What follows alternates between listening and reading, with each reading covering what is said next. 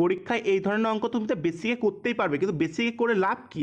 এটা করার জন্য 1 সেকেন্ড ইনাফ টাইম। দেখো কীভাবে করতে হয়।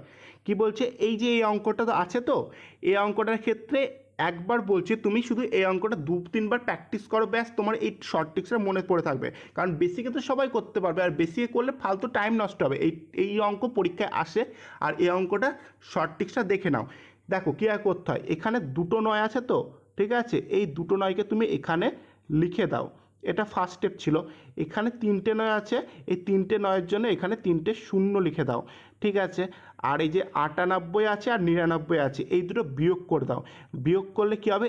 1 হবে। তাহলে এবার বিয়োগটা করে দাও। তাহলে 9 9 9 8 9, তাহলে এটা হবে অ্যান্সার। তাহলে এখান থেকে কোন অপশানটা ম্যাচ করছে? এটা ম্যাচ করছে অপশান এ, রাইট অ্যান্সার। ঠিক আছে, যদি বুঝতে পারো চ্যানেলটা অবশ্যই সাবস্ক্রাইব করে দাও।